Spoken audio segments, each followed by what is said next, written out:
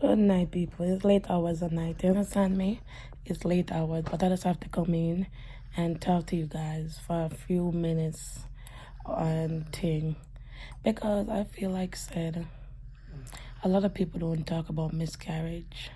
A lot of people just sweep it under the rug. A lot of people say it's okay.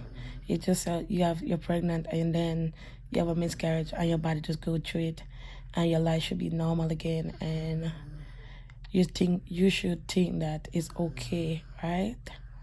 I feel like no, it's not. It's not okay when you go through a miscarriage because your mind start to play trick on you. You start to worry if that baby or if that's something that opinion you could have turned a baby, and then when it turn a baby, if that would have, you imagine if it was gonna be a boy or a girl, or you would have came out, or you would have grow up, or you would become all of that stuff.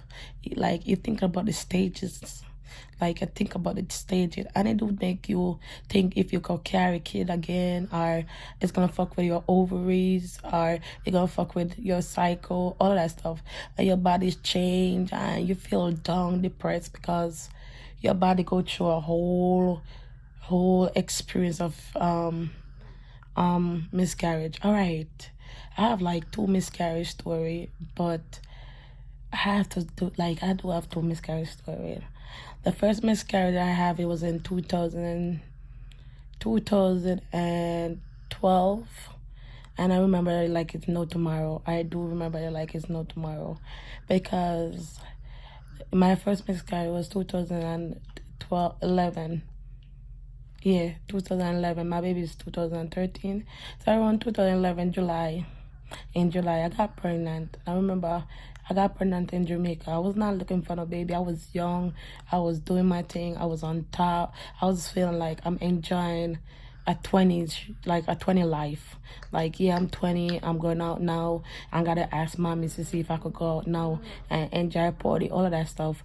So I was enjoying parties so many times. So when my mother having a dance, I realized that no, my grandmother, she passed away, and I remember that I was sleeping a lot, and somebody turned to my mother and said she's pregnant, and my mom was like, no, she's not pregnant. And then my mother have a party after that, and I went to the party and I was lifting. I was so tired. I was sleeping, all of that. My big sister was like, oh, she's pregnant. And I was like, no, I'm not pregnant. And then after that, I was skipping up. Like, I was trying to keep up with the Jones, for real. I tried to keep up with everybody. I don't want to sleep a lot.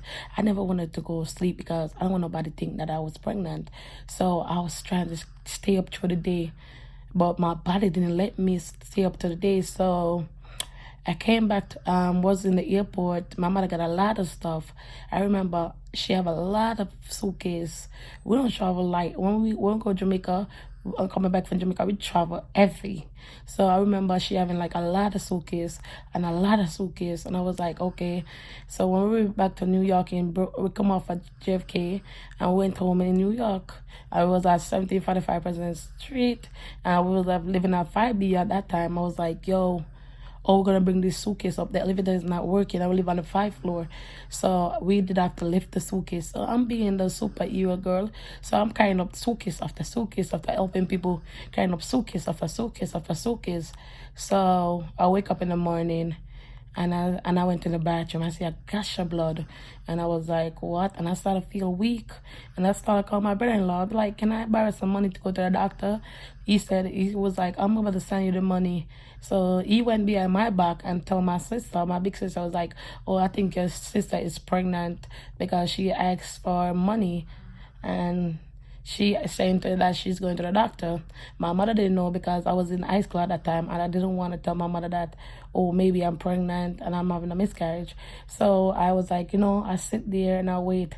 He didn't send the money. So I was like, I'm going to go to my best friend to see if my best friend can help me out. Your best friend would have, sometimes being a best friend, I feel like say your best friend have your back or have your best interest. So I was like, remember I go with my best friend. It's like a black dog. So I remember walking, and I walk and I feel blood just going down my leg, just bleeding. So when I went to my friend's house now, I said to my friend, can you follow me to the doctor? She was like, no, I can't follow you. I have a package that coming and I have to be here. So I was like, can I have some money? Can I have like even $10 to go to the hospital? And she was like, well, I don't have, she had the money, but she at that time, she want to let me. She was like, I don't got no money. And I see the money on the dresser, and I was so disappointed that she gonna look at my face and she don't got no money, and the money's right on the dresser. So I was like, you know what, I still have to go to the doctor. Oh, for the doctor there. She was like, I was like, can you follow me to the doctor? She was like, I was like, I'm having a miscarriage. Can you please follow me to the doctor because I'm bleeding and I'm coming like I'm dizzy and all that. They didn't care. So I walk and I asked about the doctor there, and it was, at that time I was going to the hospital, Brookdale. Yeah, I was going to Brookdale at that time. So anybody know Brookdale, I know that shit is far. So I was walking and I was bleeding and I was walking and I was like, God, please help me. Don't let me die on this way. Please, God, please help me, help me. And I was walking. I remember walking, talking to myself, like, God, please help me. Give me the strength to make it to the hospital. So I walked and I did get lost. And I feel like I was walking for like miles. And once I see when I see the ambulance, I was like, I am near the hospital. Thank God I'm near the hospital. And I was like, I'm near the hospital, thank God. And I asked somebody, is this hospital front door? They was like, no, you have to go around the corner. When I go to the corner, I went in the emergency room. I remember going to the emergency room. And when I went to the emergency room, I asked somebody, they was like, you have insurance? I said, no. And I'm bleeding. They see that I was bleeding, so they take me in. They do my, what you call it? They take my pressure and they see it was so high. She was like, well, I gotta make you stay. And I was like, I can't stay. Remember, I can't stay. My mother is gonna come to work. My mother gonna come out for work, and if I don't reach home by that time, she gonna figure it out that there's something up with me. So I gotta go home. The lady was like, I have your bed upstairs ready because it's life or death, or you could die on the way walk home. I was like, just give me the medication. So she put up an IV in my hand. I remember she put the IV in my hand and she was like, because I was dehydrated, so she got to like give me back fluid. So I stayed there from 9 o'clock till about 3 o'clock, and I was sitting there while my blood pressure was so high. I was sitting there looking at the clock to make sure that I could make it back home before 5 o'clock. My mother come from work at 9 o'clock. So to me, it was about, I got enough time. So I was sitting there like watching my time. And after that, about like 5 o'clock, the doctor pulled the IV to me hand. And she was like, oh, you feel? I was like, all right. Knowing that I was not all right.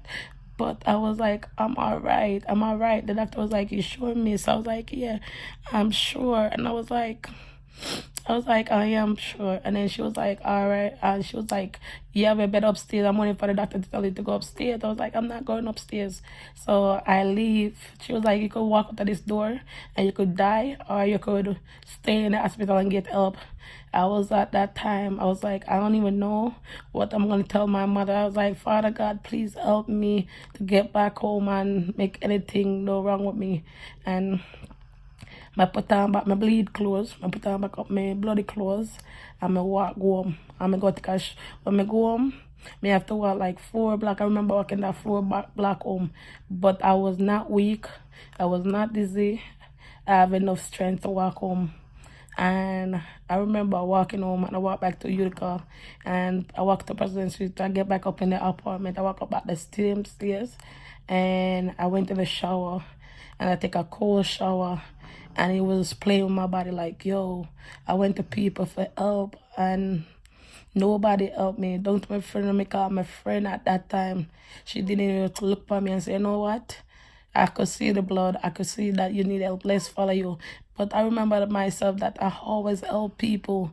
And when I needed that help at that time, then nobody So to me, I was like, you know what, from this day forward, I'm not trusting nobody. I'm gonna take people where the like it is, and I'm gonna move on with life.